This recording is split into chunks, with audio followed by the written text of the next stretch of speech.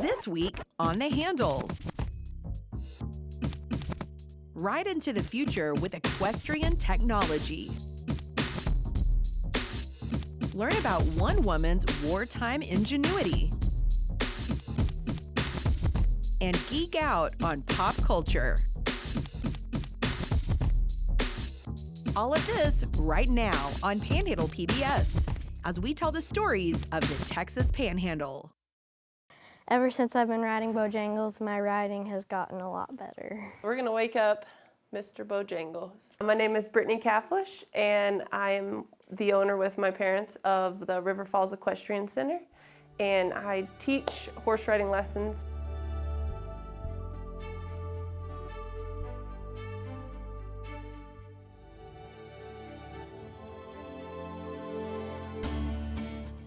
Currently, I use him for my students and myself, and anyone that may call that wants to kind of get an evaluation. A student that you'll see in a minute, she's like my favorite because she comes and rides him quite often, and we've seen a lot of improvement from her. I've been riding with Brittany for 3 years. The first time I went out, it just felt like it was what I was looking for, and I really wanted to do it because it was the adrenaline rush that I wanted. What have you learned from Bojangles? I learned how to keep my left leg still and how to keep my rein contact, and from riding him, I can make her happier. My mom and a friend of mine went to the World Equestrian Games. It was held in North Carolina, and we were walking around and saw him. My mom's been struggling learning how to canter. I was like, Mom, you should ride this thing. They'll put him into a canter, and you can kind of feel, because what happens, you get on a horse and you kind of panic, and if you don't have like the best horse, if you panic and squeeze your legs, then off they go. So she's been real nervous about that. So she hopped on and she was like in love with him, because at one point she clamped on and he started going faster. Well, the instructor was able just to turn him down, where on a horse you're, pull your reins, hold on. So she got off and she's like, okay, you've got to ride him. And they came home real excited because they told me they had ridden this horse simulator. And I am a pilot by trade, and so every 9 months I go fly in a simulator.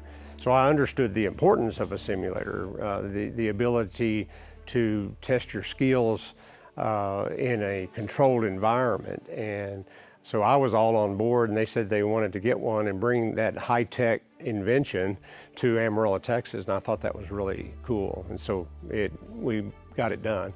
There's only 4 of them in the United States, the simulator that we have. Ours was the 4th. They're very popular in Europe because they're made in Manchester, England.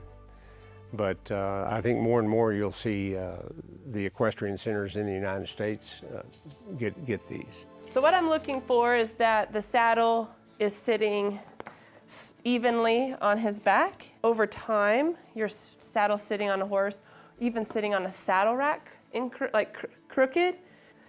They sit on this metal rack. If they don't sit evenly, the saddle will start to fall, and so we need to get them what's called reflocked. Well, we put a saddle on his back that we thought was fine, but it was really crooked. And the saddle sensors were able to tell us that. Then we'll get Jaylee.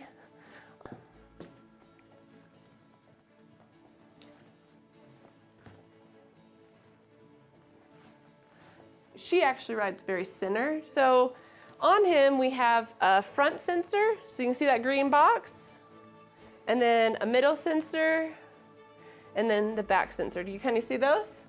So those are on both legs. Where that's beneficial is a lot of times we'll have a leg on him and not realize we're squeezing our horse on one side.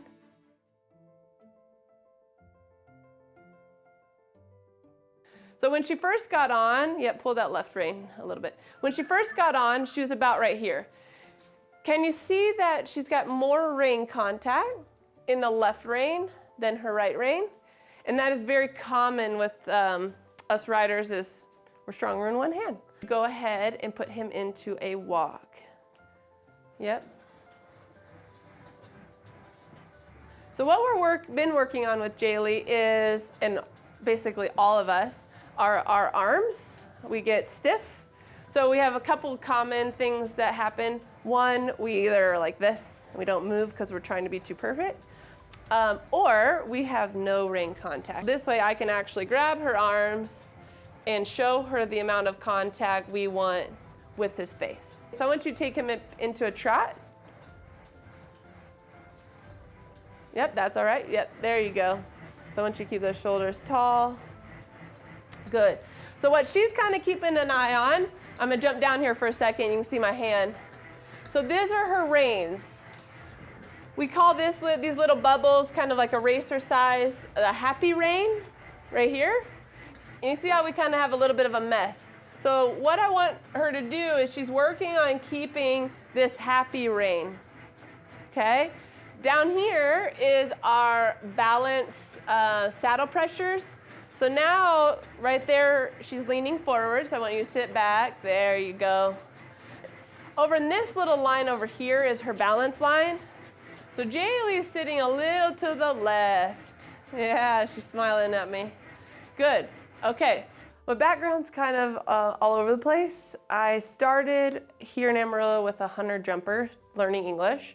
Had a really naughty horse, and so went on to a trainer that kind of helped me learn how to teach young horses.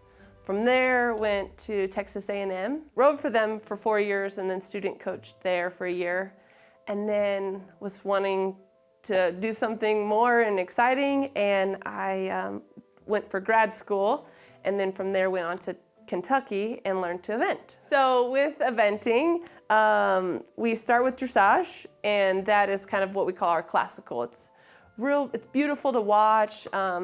We try to make it look effortless. We write a test of depending on our level. From there, we'll get a score, and we go into show jumping. Show jumping will be either an outdoor arena, indoor arena.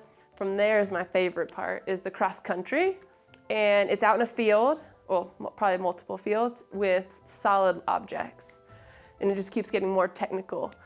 So it's really hard because a lot of your horses are either good at one thing and not the other. So this test, they not only have to be beautiful in the dressage ring, but they've got to be pretty gutsy for the cross country. So that's like my favorite part. So now I'm going to take y'all into the dressage ring. Does that sound good? So let's go ahead and let's go to the big ring.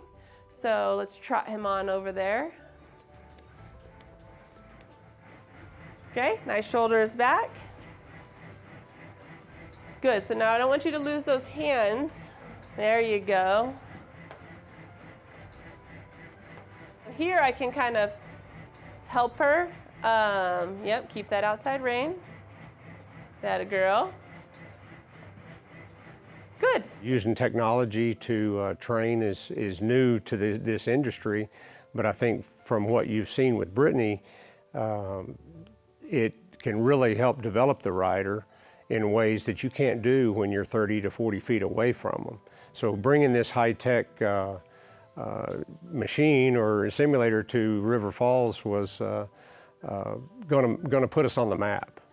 Now we're heading into the ring, and she'll follow, if you can see it, the blue line, and she's gonna ride this course. Good girl, yes ma'am. Hold that right rein.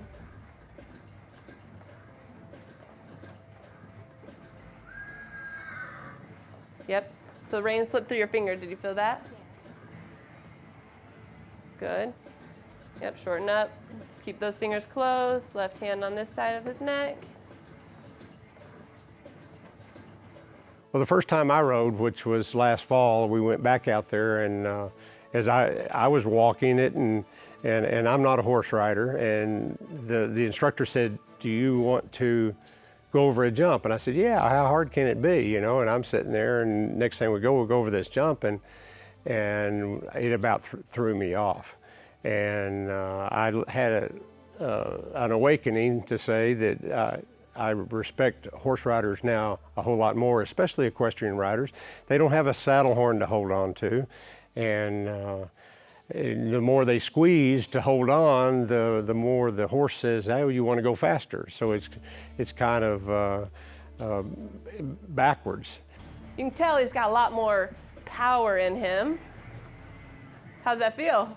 Good? It feels big. When you're on him, you don't even realize. You'll even say good boy, and you're like, what did I just do? Or we cluck to our horse, like, to make them go. And a lot of times when they first start riding, they'll cluck to him to ask him to move forward, and then they're like, I just told a plastic horse with a cluck. Brittany is the Amarillo location for the HIPEC circuit, the High Plains Equestrian Circuit. There are other teams in Lubbock, Midland, and Abilene, and they travel, and this is the arena that they come to in Amarillo. If they can feel what it feels like to ride a perfect horse, then they can slowly transition that onto theirs. So hopefully it will be really beneficial.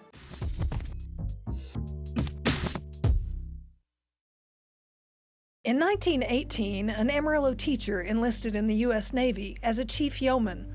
It was the highest possible rank for a woman in that era. It was a path that would eventually lead Agnes Meyer Driscoll to the National Security Agency's Codebreaker Hall of Fame. We call it the Cryptologic Hall of Honor, and she is in it.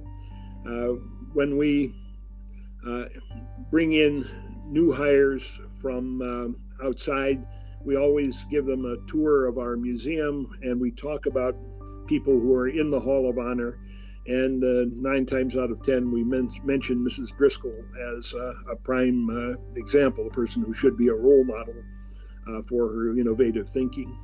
She seems to me to be a typical daughter of Middle America at the time, small town upbringing, traditional American values, but she got one advantage that most women of her time did not have, and that was a first-class education with both a math and a language background, both of which would stand her in good stead as a cryptanalyst. But at the time, she was destined for one of the few occupations women were prominent in those days, and that was teaching. The youngest of 3 siblings, Agnes Meyer studied mathematics, physics, and foreign languages. Upon graduating from Ohio State University, she was proficient in French, German, Latin, and Japanese. From 1912 to 1915, Meyer directed music at Lowry Phillips School in Amarillo. It was primarily a military academy. She then led the Amarillo High School math department until her enlistment in 1918. We had a member of our staff who contacted the schools that she studied at and the schools she taught at, and they had really nothing about her except the fact of her having been there. There was a great push to expand our Army and Navy, which were small by international standards. And this included, for the first time, taking in women in uniformed service. There had been women who served before, there had been women civilians who worked with the military, but this was the first time that women were enlisted for specific uniformed jobs. And Agnes answered her country's call along with the others, and not only did she help change the world changed her too. She became more internationally oriented, and she found a new profession. And in fact, you might even say she founded a new profession in cryptology. It was still then in its infancy in America. She was on the cutting edge of modern American development of cryptology. Prior to that time, when the government needed cryptanalysts, it went to talented amateurs, university professors, or sometimes military officers who were known to do this as a hobby. But for the first time in World War I, the United States found itself in need of code breakers. She entered the profession, as many do, in helping to develop or test our own codes, and moved from that into looking into others' codes. One of the theories at the time was the best way to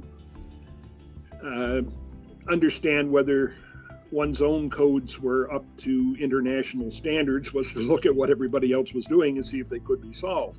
And out of that, perhaps slower than it should have, it dawned on people, not only is this a good way to protect our own security through testing our codes, but a good way to find out what's going on around the world in areas that we need to know about. I think her most important role in the early days was as a pioneer in machine cryptology. around the time of World War I, at a number of places around the world, including the United States, but certainly in Europe, it was discovered that if you took an electric typewriter and put a rotating disc on it, all you needed was one typist to put a message into a cipher and one typist to take it out of the cipher back into plain text. So there was a good deal of experimentation in developing machines for encryption. There was a big business in it in the commercial sector, and governments, including the US government, also got into this. Now, in fact, for a couple of years after her World War I service, Agnes worked for a commercial code company. A man named Hebern had been a pioneer in American crypto machines. Unfortunately, his machines were not quite good enough. His company went belly up, and her job went with it. She went back to the Navy as a civilian, but she was one of the few people well educated in crypto machines by experience in the United States. There were no manuals, there were no books, there were hardly any statements of theory. What counted was practical experience, and Agnes Meyer, as she then was, had that kind of experience, and it was valuable to the US Navy. In the 1930s, they studied Japanese maneuvers, that is, war games that the Japanese Navy carried out. They carried out maneuvers every year, and every third year they had what they called grand maneuvers that involved virtually their entire fleet. Now, as it happened, the Japanese Navy played into Agnes Meyer's hands in that they knew about crypto machines, but they still were kind of old-fashioned. I might even say retro. And they used the kinds of traditional codes involving code books that had been used for centuries by those who wanted to protect their messages. This is just the kind of thing a cryptanalyst with a traditional upbringing or a traditional knowledge in the field could handle very, very well. And they studied these maneuvers and learned things that we needed to know, including a couple of startling facts about the Japanese fleet. Now, they would study the war games, and in the war games, the Japanese would use training codes. That is, not the ones they would use every day. They were specially developed for the exercises themselves. They were not necessarily used during regular operations. They might give a hint, though, as to what the structure was of the ones they used in everyday life. But Agnes Meyer, now I guess Agnes Meyer Driscoll, solved many of these. There was a report by the officer in charge. Now, in those days, the Navy had hard and fast and flexible rule that all their code breakers had to be uniformed officers, which meant, of course, all male. But Agnes was an important exception. And in fact, she taught the others how to do it. But a report signed by the chief uniformed cryptanalyst about one of the Japanese Navy war games remarked that in this particular instance, the first break into this Japanese code was made by Mrs. Driscoll, as usual. Now, from studying these war games, and particularly from the encrypted messages that were solved, two important things happened. The first thing, the American Navy built up a list of virtually every ship in the Japanese Navy. This is called order of battle. So we would know what ships to expect should the Japanese ever come to war with us. Second, the training codes that were broken revealed the capabilities of the new Japanese battleships, and that they were faster and more powerful than anything the United States even had on the drawing board. They could outrace and outshoot us. So with this information from broken codes, The U.S. Navy then redesigned its new class of battleships to exceed the Japanese specifications. If this had not been learned in the 1930s, we would have started World War II with an even greater disadvantage than we did have. The Battle of Midway had a great code-breaking background, but the work done by Mrs. Driscoll in the 1930s was important because it helped the U.S. Navy to understand the structure and order chain of command of the Japanese Navy, and also enabled us to start building ships that were more powerful than our adversary had. So it was an indirect effect on the Battle of Midway. The direct effect was from a male codebreaker named Joseph Rochford and a first-class team that he had collected at Pearl Harbor. Mrs. Driscoll had only minimal to do with that, but the work that she had done earlier certainly was the underpinning for the work that was done to solve the World War II codes the Japanese were using.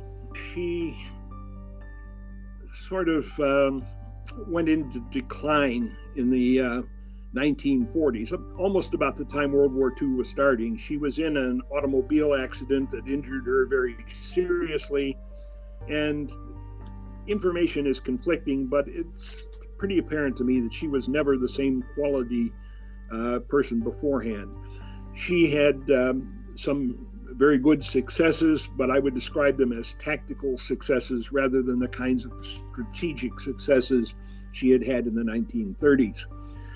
Also, under the Navy structure, which discriminated against non-uniformed people and women, she never got the promotions that she deserved, whereas several of the Army civilian codebreakers were at the top of the civil service lists in terms of promotion.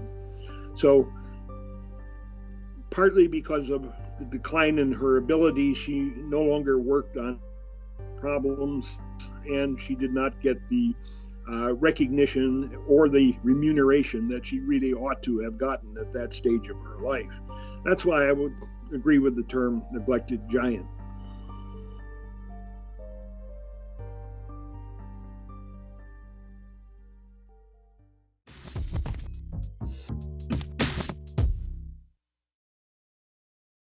Hi, I'm Nolan Hill. I've lived all over the country, and a few months ago, I pulled up stakes and moved here. And now I'm showing you the Texas Panhandle with fresh eyes. Welcome to the View from the Hill. Well, 2019 is our 8th AmaCon. We started it back in 2012, and it was an experiment. That year we were in the Heritage Room. The entire con was in a single room at the Civic Center. We had 1,600 people come, and we were delighted and had no idea it would be that successful. In the years since then, it has only grown. We now take over the whole north half of the Civic Center building. We're in both the large exhibit halls, still in the Heritage Room. We've added the Regency Room. Sometimes we're even over in the Hospitality Room because we just have a lot going on. We like to say that AmaCon is a celebration of comics, anime, gaming, sci-fi, steampunk, and everything else that's geeky and awesome. We use the slogan, explore the awesomeness, because there's a lot to explore and a lot to do at AmaCon, and all of it is awesome. The anime world is huge. People who are fans of anime and manga come out, and they have some of the most colorful and creative costumes, and that's really fun. But a lot of the standbys that continue to reinvent themselves and to become more fascinating as time goes by, Star Wars, Star Trek, everything in the Marvel universe and the DC universe, these are characters and stories that have been around for getting close to a century now. And they are continually reinventing themselves and becoming a source of joy for new generations. One of the things we pride ourselves on for AmaCon is that there is a lot to do and a lot to learn, in addition to a lot to see. So we always try to have activities that are educational and enriching, along with the cosplay contests and the gaming tournaments. And of course, you can learn a lot from a gaming tournament. We have panels with authors, and we have workshops on writing. We have workshops on learning how to draw. One thing we're very proud of about Amicon is that we have kept the cost low. We don't ever want a family to be saying, oh wow, buying that many tickets is going to get pretty expensive. For basically less than the cost of attending a movie, you ought to just come and check it out because you'll probably enjoy it. I have talked to a lot of people who have said, this is really not my area of enthusiasm. I'm not really a comic book reader or a sci-fi enthusiast, but I loved coming to Amicon and walking around and seeing the people. The people who come to Amicon are awesome. They're so creative. They have put so much work and effort and creativity into the costumes that they create, or to the art that they create. We have an art show at Amicon that is organized by the Amarillo Museum of Art. That is one of the most fun things about Amicon because the people who come are so excited to be there. They're so excited to see one another. They're complimenting one another on their cosplay. They're going up to people and saying, can I take my picture with you because your cosplay is so awesome. One year, there was this little young man in his Batman pajamas, and he was running past this group of teenagers, and they all started cheering him on and going, "Run, Batman, save the city!" It was beautiful. Last year, we estimated our total attendance to be between 8,000 and 9,000 people. That includes some duplication of people who came on both days. So we expect to be at that level or higher this year. The enormous success of some of the Marvel and DC movies and television shows like the re-emergence of Star Trek in movies and television, and shows like Stranger Things have sort of expanded geek culture. They've made it possible that for anyone to be a geek, and people who come to Comic-Cons, and particularly to Amicon, are coming to spend a couple of days in the company of people who enjoy these pop culture phenomenons as much as they do. So there's a lot to do and a lot to see, and even if you think maybe the geek world is not your world, come and check it out.